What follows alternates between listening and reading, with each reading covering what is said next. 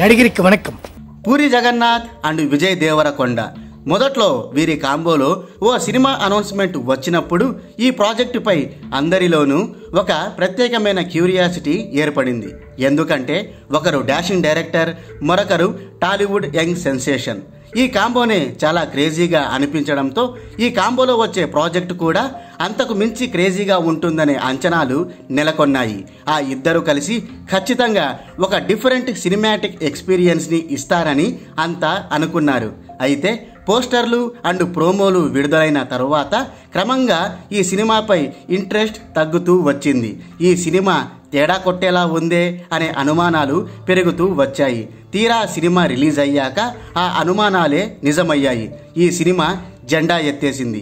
అమెరికాలో వేసిన ప్రీమియర్స్ నుంచే నెగిటివ్ టాక్ స్ప్రెడ్ అయ్యింది. ఆ దెబ్బకు బాక్సాఫీస్ వద్ద కలెక్షన్లు దారుణంగా నమోదవుతున్నాయి.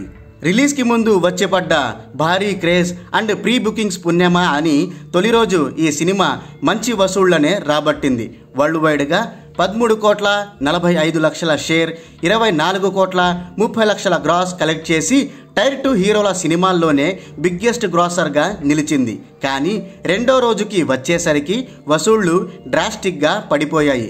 ఏకంగా 80% వరకు కలెక్షన్లు డ్రాప్ అయ్యాయి. అవును, మీరు వింటోంది అక్షరాల నిజం.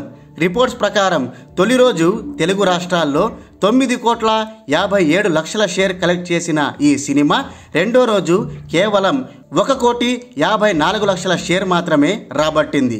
ఇక south, north, rest of India and overseas ఏరియాలన్నింటిలో కలుపుకొని 2,52,00,000 షేర్ మాత్రమే కలెక్ట్ చేసింది.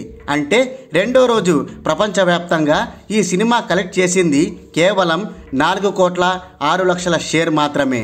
ఇక first day and second day వచ్చిన లెక్కలన్నీ కలుపుకుంటే మొత్తం 2 రోజుల్లో లైగర్ సినిమా 17,51,00,000 షేర్, 33,50,00,000 గ్రాస్ నమోదు చేసింది. రెండో రోజుకే కలెక్షన్లు ఇంతలా పడిపోయాయంటే మున్ముందు ఈ సినిమా పరిస్థితి ఎంత ఘోరంగా ఉంటుందన్నది అర్థం చేసుకోవచ్చు.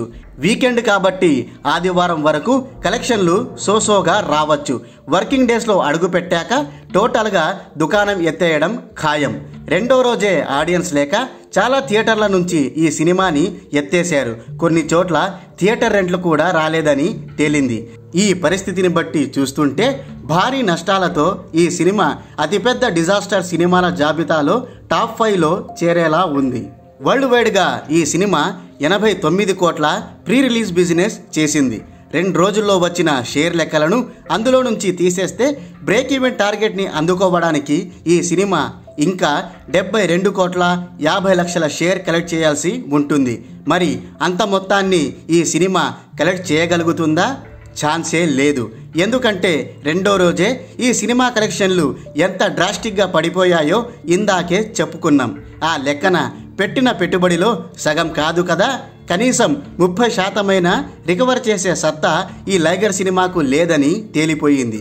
మహా అయితే ఫుల్ రన్ లోపు ఈ సినిమా 25 కోట్ల వరకు షేర్ కలెక్షన్లు కలెక్ట్ చేయొచ్చని ట్రేడ్ వర్గాలు అంచనా వేస్తున్నాయి. అది కూడా పరిస్థితులు అనుకూలిస్తేనే. లేదంటే అంతకంటే తక్కువ ఫిగర్తోనే తట్టాబుట్టా సర్దేయొచ్చని ట్రేడ్ నిపుణులు అంటున్నారు. ఆ లెక్కన ఈ సినిమా దాదాపు 64 నుంచి 65 కోట్ల వరకు నష్టాలను మిగిల్చనుంది. టైర్ 2 హీరోల్లో చూసుకుంటే అత్యధిక నష్టాలతో ఈ సినిమా బిగ్గెస్ట్ డిజాస్టర్గా నిలవనుంది. అదే టాలీవుడ్లోని ఆల్ టైమ్ బిగ్గెస్ట్ డిజాస్టర్ జాబితాలో చూసుకుంటే 3 లేదా 4వ స్థానాల్లో నిలవవచ్చు. ఆగ్ లగా దేంగే, వాట్ లగా దేంగే, ఇండియాని షేక్ చేద్దామని చెప్పి తన కెరీర్కి తానే బొక్కలు పెట్టేసుకున్నాడు విజయ్ దేవరకొండ. నిజానికి పెళ్లి చూపులు, అర్జున్ రెడ్డి, గీతా గోవిందం లాంటి సినిమాలు చేయడంతో విజయ్ దేవరకొండకు స్క్రిప్ట్ సెలెక్షన్పై మంచి పట్టు ఉందని అంతా అనుకున్నారు. అతడు ఒక సినిమా సెలెక్ట్ చేస్తే అందులో ఖచ్చితంగా ఏదో ఒక మ్యాటర్ ఉంటుందన్న నమ్మకం ప్రేక్షకుల్లో ఏర్పడింది.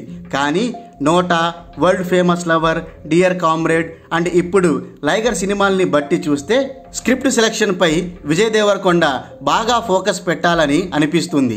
అలా కాకుండా ఏది పడితే ఆ సినిమాకి సైన్ చేస్తే అతని కెరీర్ ప్రమాదంలో పడే అవకాశం ఉంది. కాబట్టి విజయ్ ఆవేశంలో కాకుండా ఆలోచించి నిర్ణయాలు తీసుకుంటే బెటర్. అయిపోయి.